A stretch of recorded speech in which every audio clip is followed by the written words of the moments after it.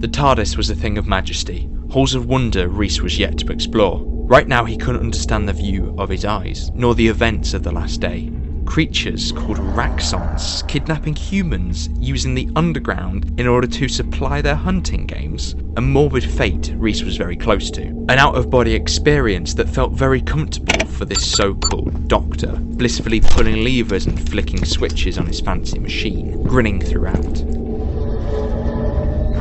As his jacket tried to catch up with him, he pulled the monitor away from Reece and stared at it intensely. It was the eyebrows frowning that should have been the first warning. He dashed past Reece, not engaging with him, but making sure he was watching his performance. Reece was unwise to this observation, but was captivated by his flow, like watching a genius at work. What beautiful and thoughtful words was he formulating in his mind? Huh? He stated plainly, then followed up with, right. Simple words, but said beautifully. Reece looked dazzled, but the facade was fading. For the first time, Reece no longer allowed himself to be blissfully shepherded by the doctor, but instead... The thought subsided. And Reece looked to the door behind him. He could hear a phone, to be expected in a police box, but not one that was the home to an alien. Bumping into him in the process, the doctor paced past Reece. He hovered over it for a moment before picking it up. Hello? He inquired. Hello. This is Help. I am an automated passenger protector. You're a service robot called Help. Brilliant. I suppose was already taken. What about, that would be a good name. Ooh. The doctor was extremely happy with his witty observation, while he danced playing with the phone cord. How can I help you, Help? He wanted to chuckle, but held it together as he waited for a reply. The black hole, sir? Distrusting as ever, the doctor peered through the door to inspect it for himself. Yeah, that black hole might be a problem, resigning himself to thought. Just a small one, replied the AI. The doctor came to life. Oh, an AI with a sense of sarcasm. We are going to get on really well. What's the problem with the black hole, other than it being a big void of nothingness? He bounced over to the console and let the TARDIS doors free. Reece was just in the right place to have space slowly revealed to him. He was zombified and walked over to the doors. Meanwhile, the doctor continued his conversation with Help. It's not possible. You can't use a black hole for time travel. It's a void. I don't know. Maybe it's possible. Very dangerous and highly unpredictable. But you'll have a go at anything if it saves you a bit of money. And untraceable, so you don't need to declare all of your trips for taxation. Oh, I have you know, we have very respectable clients.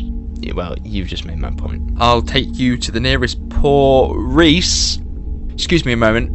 Reece! In a state of shock, Reece stood, staring into space, looking at the slick cruiser and pulsating black hole. It's almost as if his brain had melted away, and he was going to spend his time stationary, trying to comprehend what was beyond the TARDIS doors. Luckily, the doctor was quick enough to run over and close them. Reece refocused like he was coming out of a trance, with a tear in his eye and a bewildered look on his face. He looked at the doctor, panicked. The doctor responded with a small smile and jumped over the cord to the console. Sorry about that, now transfer your docking tether and let's get out of here. They've been deactivated. Deactivated? Why? The doctor cried. Unknown. Sorry, can I talk to an organic, please? It's always a lot easier to talk to an actual person. I am a person, you fool. You just wait until I find the off switch. The doctor let his anger get the better of him. He stopped and thought to himself.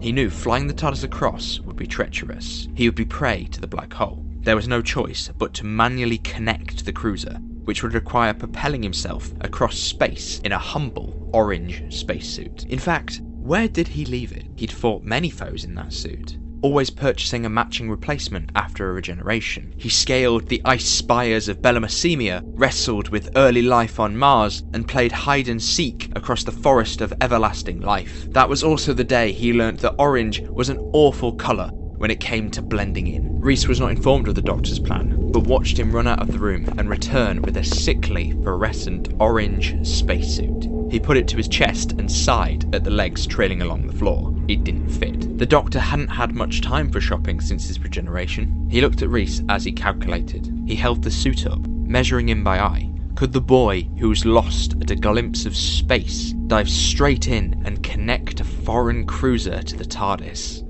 No, of course he couldn't. But he was over 6 foot. Right, do you have any experience in space? Don't panic, it's pretty easy. Put this on. Reece took hold of the suit and stared into the visor in disbelief. He can't be serious. Help. What's happened? Nothing, it's your name, remember? I'm sending you my crewmate. Be ready to open the bay doors. Why does it need to be me? Reece rightfully asked, because the doctor failed to say any of his plan out loud. I have no choice. You're the only one that can fit in the suit. The only one? That's quite a lot. Doubted Reece. Plus, Time Lords are banished on my ship. Are they? They were when you threatened to turn me off. A few agonising moments passed for Reece, while the doctor completed his fanfare. Reece was now wearing the vulgar suit and holding the complementing helmet in his hand. Luckily, the outfit was able to fit, although there was a little excess round the ankles. The doctor was battling, doubting himself, hoping that Reece could complete this job for him. Perhaps Reece doesn't have the matching characteristics to the others who have travelled in the TARDIS. Stand by the door, the doctor ordered. Reece was still confused, but there wasn't any time. The doctor ran past the central column before walking back to add, and put that helmet on. After a pause, Reece fumbled the helmet from his hip to his head. It sealed with a satisfying noise. Have you been flung into space before? The doctor made the same joke twice in the same minute, but he hoped it would bring Reece some comfort. The doctor was out of practice being comforting. He travelled alone for a long time. The question didn't really matter, as it fell on deaf ears, because Reece was only listening to the voice in his head. The awful situation he was in, and a sense that even though he only just met the doctor, he needed to show he was capable, repay him for the events in the underground. After checking the seals on the helmet, the doctor ran over to the console and gave Reece a reassuring look before pulling a lever. You could feel the strength of the power growing as it outlined the door. The doctor explained he was sealing Reece in and building momentum in the chamber, like compressing a spring. Not what Reece was hoping to hear. The separation field became a more prominent blue. Reece was slowly being cut off. I can hear and see you through the helmet. I'll be able to guide you at least, confessed the doctor in a very belittling tone. Reece prepared himself and found the doctor's words slightly reassuring. He was finally able to help. But the isolation was beginning to take hold over Reece. Okay, first thing you need to do when you get there is search for help, the doctor reminded Reece, and then with a heavy heart he looked longingly towards the door and braced himself. Reece was apprehensive. First he felt his muscles lose their power. Moving felt so effortless, so easy. A sensation Reece found fascinating. Gradually his feet parted the ground, making him weightless as he reached out for a grip. There was a new sound. Reece found it similar to his washing machine's spin cycle reaching its peak, a building hum acting as a countdown to his departure. Reece was out in space, free from the TARDIS and hurtling towards the cruiser. Reece was moving so fast, spinning head over heels, causing his eyes and nose to scrunch. Perhaps humans have learned to see through a series of screams. It was a shame, because he was missing out on an amazing view. The black hole looked unstable as it leaked oranges and yellows into the sky, beautifully blending together in a world of colours Vincent van Gogh would be proud of. Just in front of it was the cruiser, a practical and clinical ship with a plain oval shape, apart from the airlock that was slowly opening. A tiny needle that Reece was trying to thread. Reece's blind panic made his head pound like it was being compressed. He was unsure whether it was the effect of the catapult or the helmet didn't fit. As he tried to open his eyes, he found his muscles were no longer within his control, almost flailing behind him. He tried desperately not to succumb, but he couldn't fight anymore. He lost consciousness.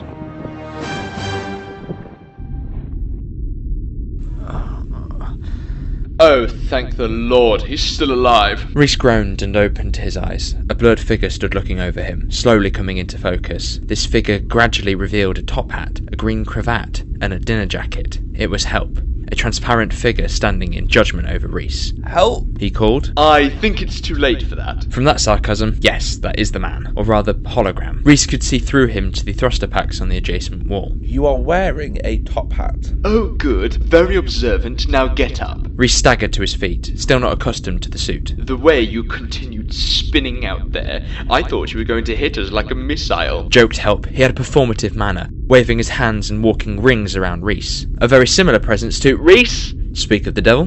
Reece, can you hear me? Did you make it to help?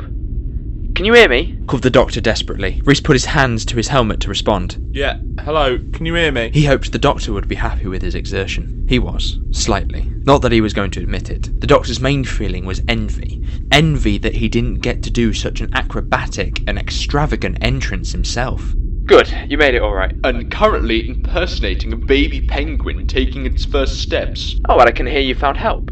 I'll have a look for floor plans, etc., anything I can do to help. Help was about to make another self-proclaimed witty comment, but met eyes with Reece, who already didn't look impressed. If you would like to follow me, Reece, we will be fine without the doctor. Help directed his arms to the exit whilst bowing his head. He led them out of the room. I'm sorry I can't be more help, Reece. The situation was eating at the doctor's sense of self. I wouldn't worry.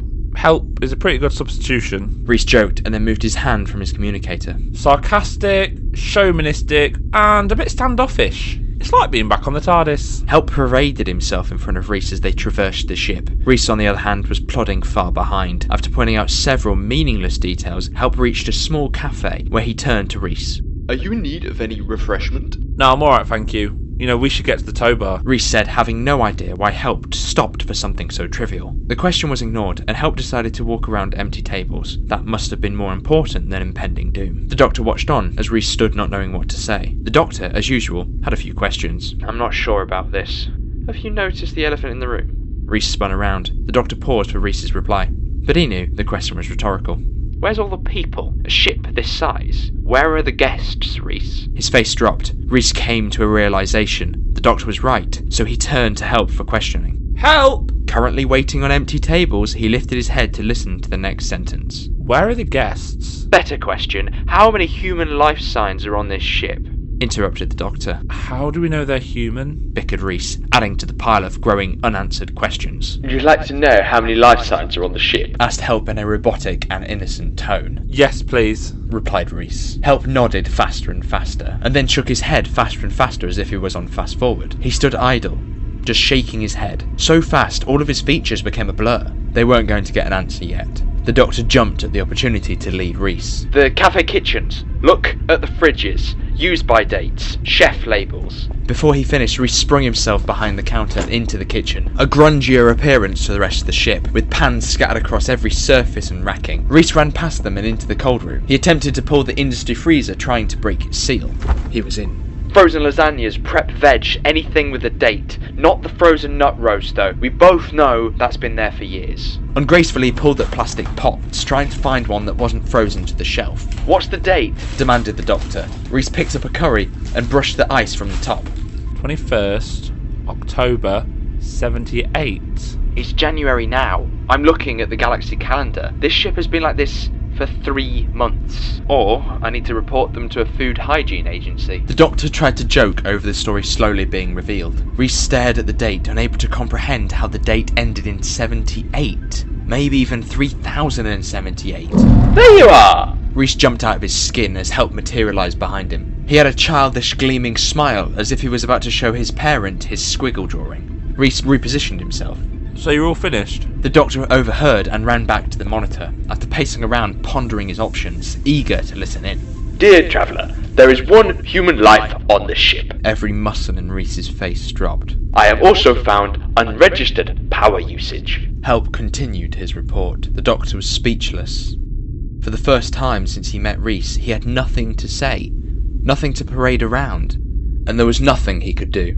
He placed Reece in danger, a ship that had been neglected for 3 months, and possibly teeming with life forms that don't belong. Okay, Reece, listen to me. We'll get you out of here. Forget the plan. Get to the back of the ship. The further you are away from the black hole, the better chance of a controlled landing. The doctor's little speech riled Reece. The adrenaline was taking over. He looked towards Help and asked him which direction he needed to go. I shall show you. Help left the room, with his cloak gliding behind him.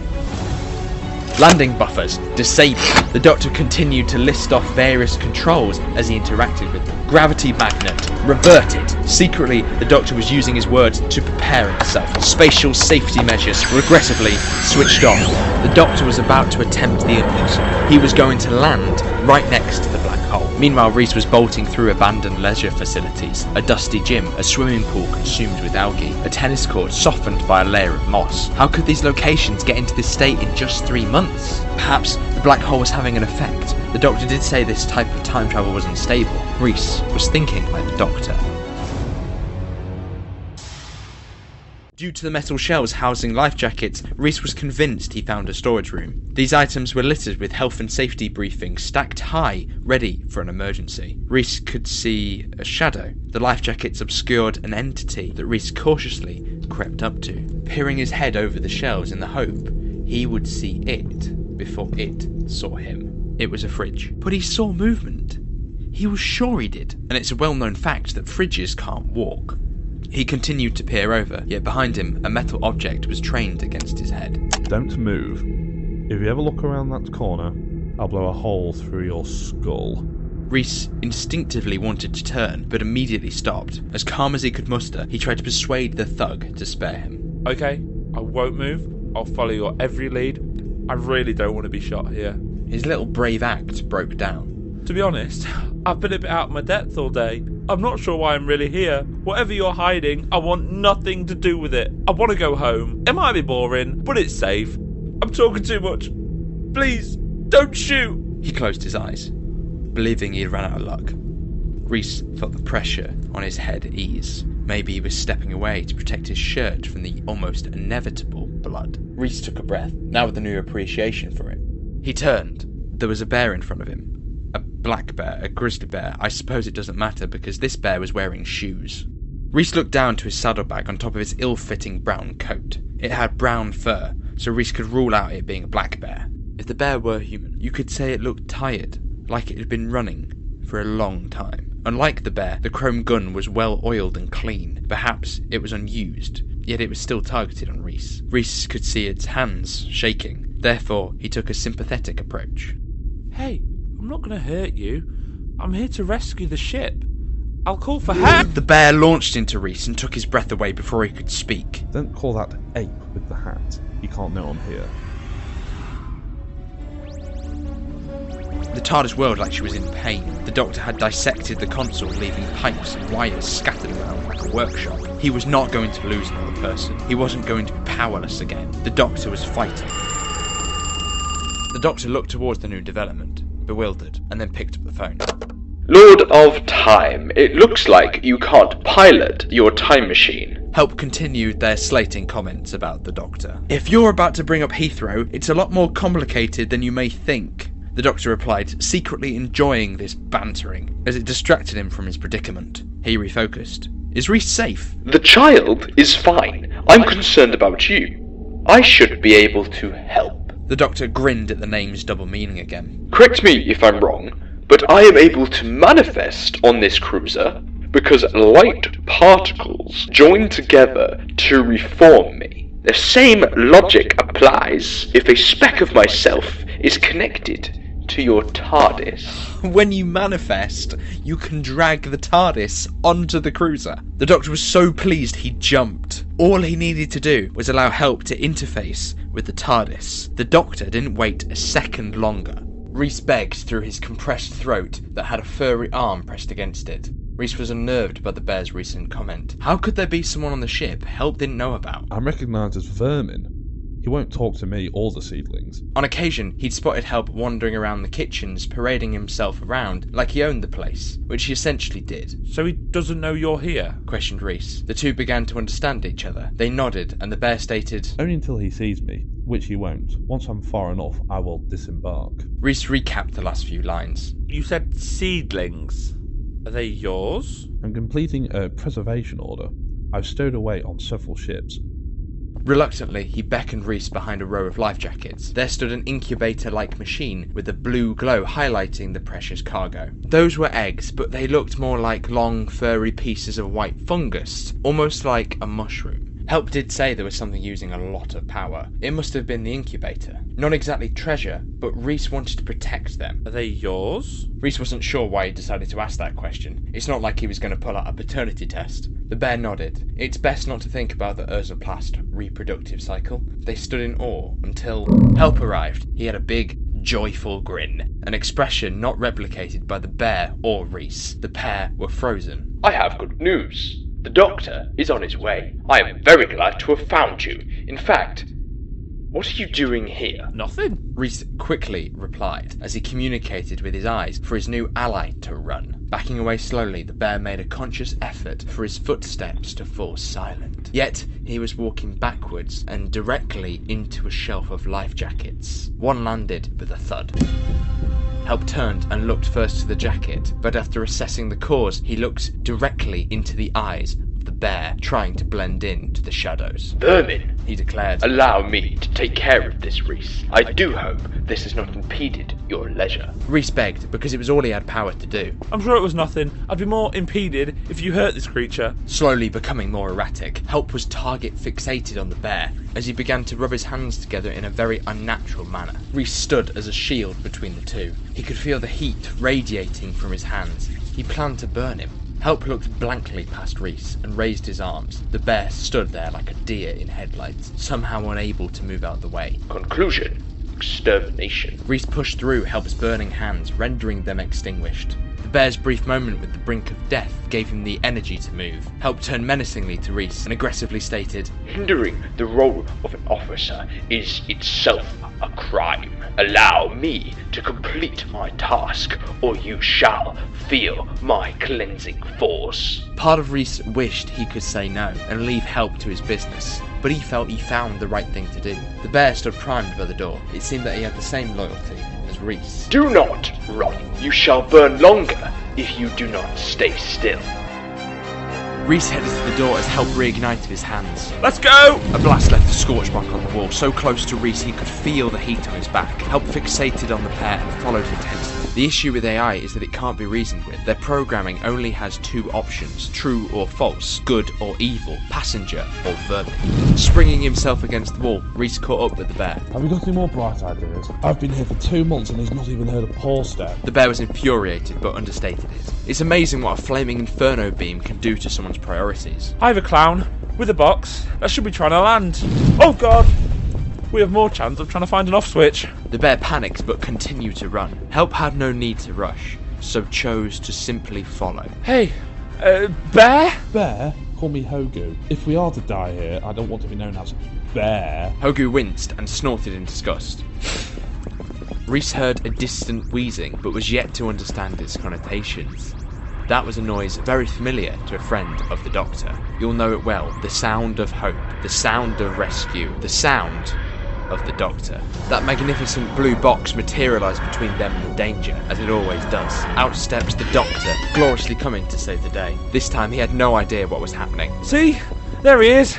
Reece cried as he stopped running. Oh, hello, clown. Greeted Hogue. The Doctor looked puzzled but nodded. The TARDIS whirled as Help returned, now pacing to the Doctor, staring menacingly with the light from the fire creating lines on the contours of his face. The Doctor could feel its rage. I think you should step in.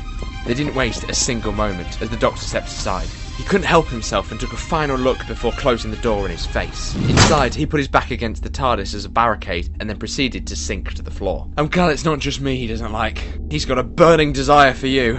The Doctor moved on fast, hello, and then proceeded to stroke the sides of Hogu's nose with his fingers. Hogue liked it. The Doctor was like a pendulum. He was so overstimulated he forgot to complete his rescue and run away. Without another word, he ran to the console and pulled the lever purposefully. Hogue was visibly distressed. Something was wrong, vocalising itself as a whimper. Reece could see him cowering into the corner, making himself as small as possible. He whispered to himself. Meanwhile, over in the raised area, the Doctor battled with the TARDIS. He couldn't see what was wrong. They were being forced to stay, like something was physically holding them back. Reece went over to comfort Hogue. He didn't know how, but he felt like it was the right gesture. As he walked into earshot, he could hear the meaning behind the muttering. Oh, the seedlings. Utterly petrified. Reece now knew what he'd forgotten. The cubs, the seedlings, the eggs.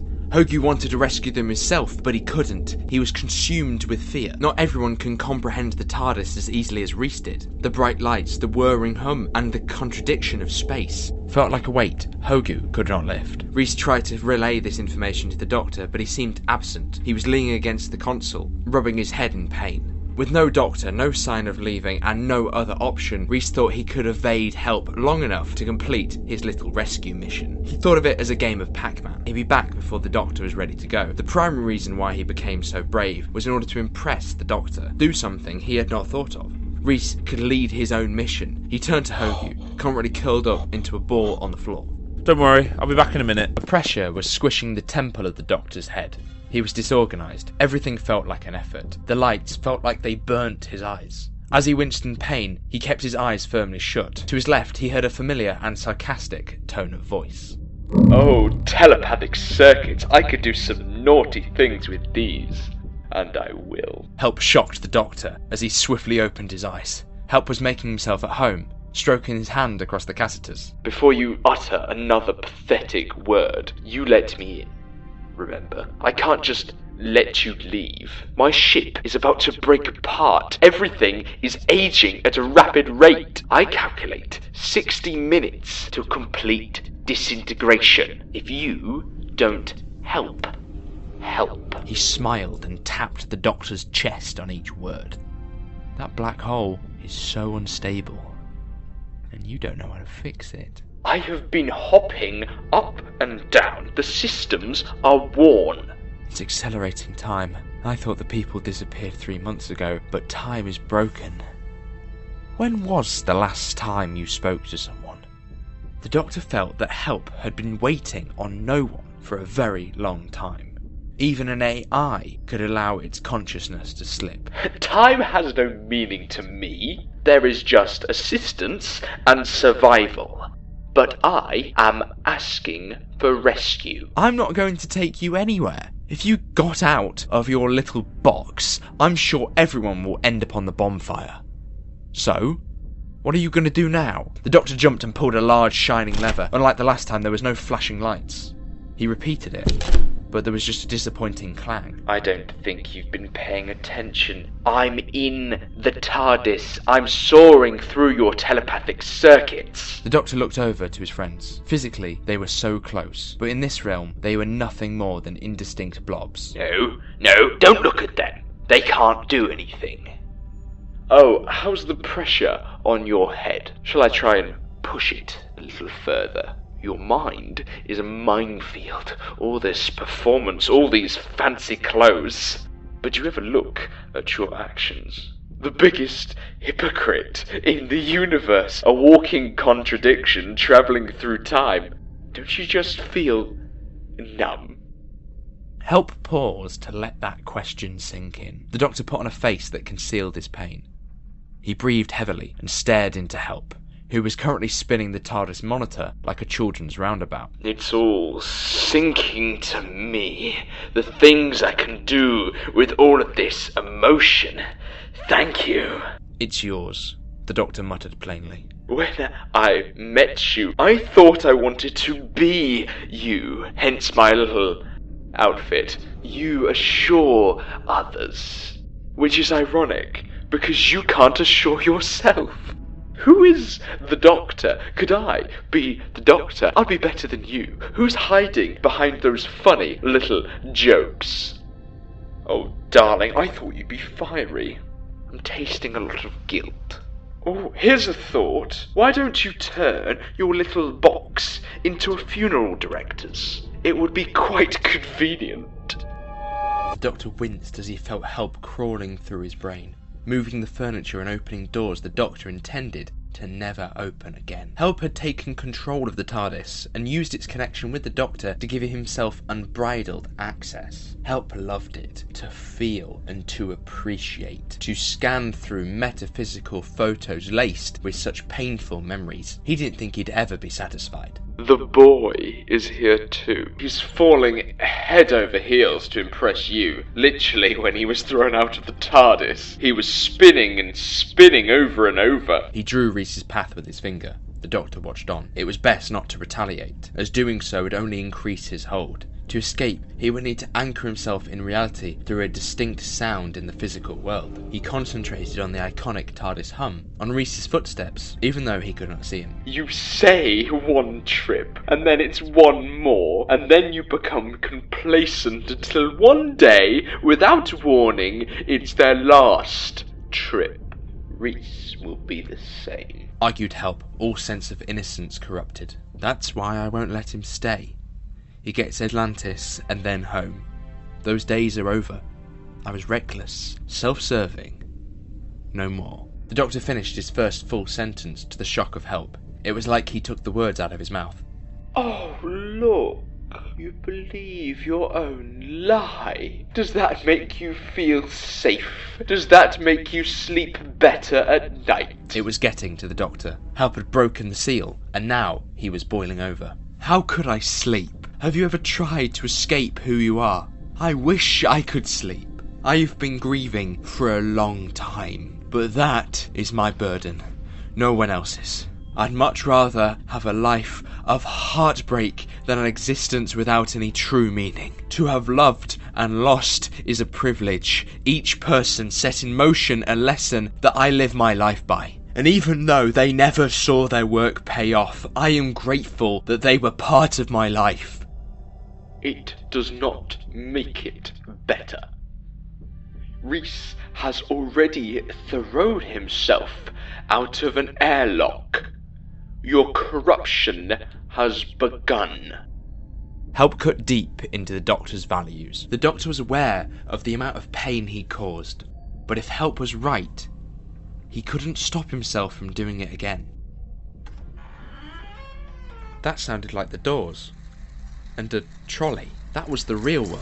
The doctor closed in on the clattering metal, the screeching rubber, the glass rattling. Hogu's whimpers turned to unmatched joy. He got up from the floor and ran across, using his hands to praise the unknown saviour. His children were safe aboard the TARDIS. The doctor, however, didn't know about Hogu's eggs, nor could he see the celebrations taking place by the door. He just needed to focus on the sound, such an emotional sound, one that was freeing him from the clutches of Help. As everything slipped through his fingers, Help made one last-ditch attempt to reel in the doctor. The fury consumed his face, so powerful a warm red glow became right through his skin. His simulated breathing quickened, his blood boiled, and he clutched his burning hands onto the doctor's collar. You will fail again.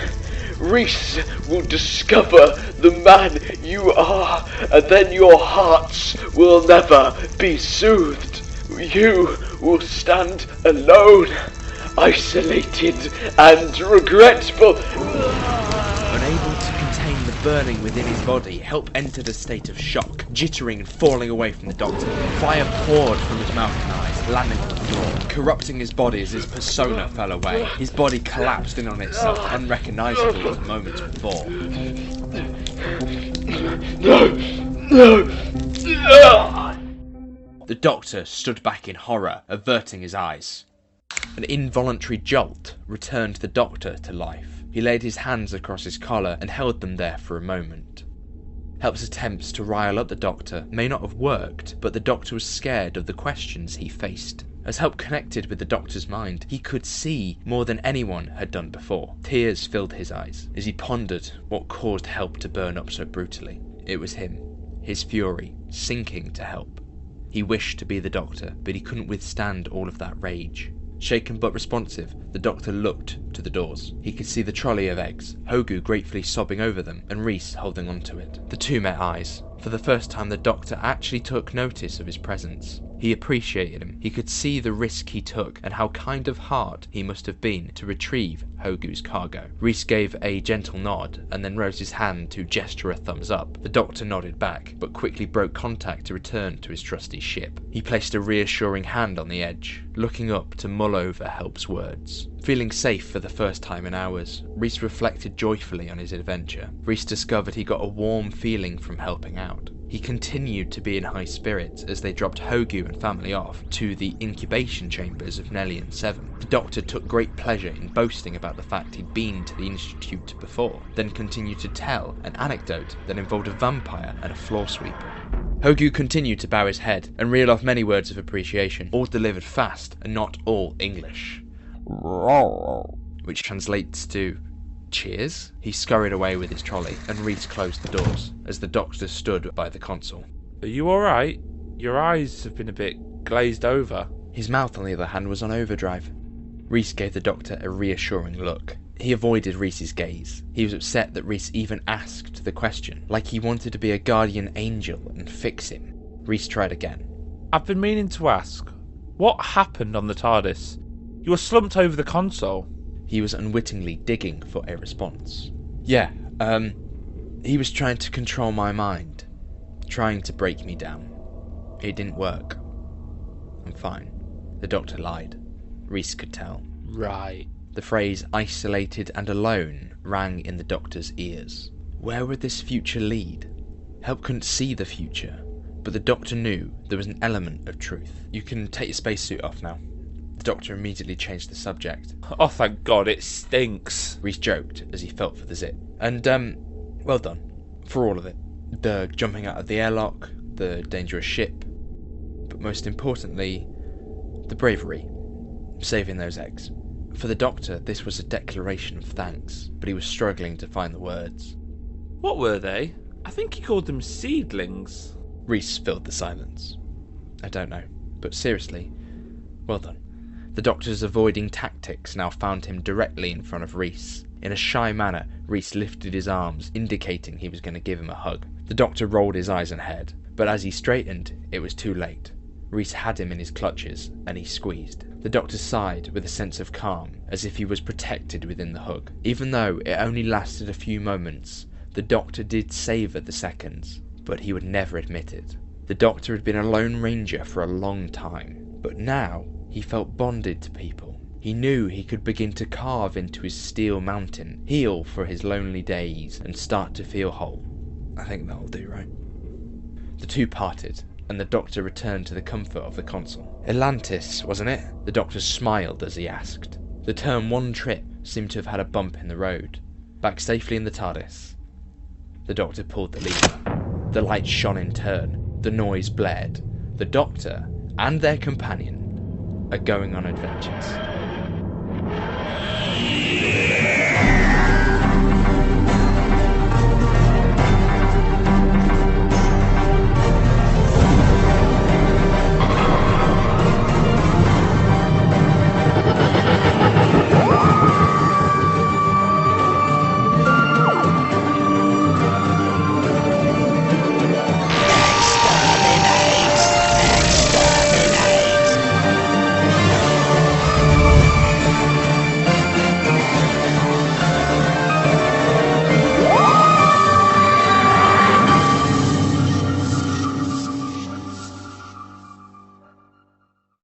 You have been listening to Doctor Who, Calling for Help by Dan Johnson. The Doctor, Help and the Narrator were played by Daniel Johnson, with Will Parker and Tom Eggleston, with sound design by Daniel Johnson and produced by Daniel Johnson and Will Parker.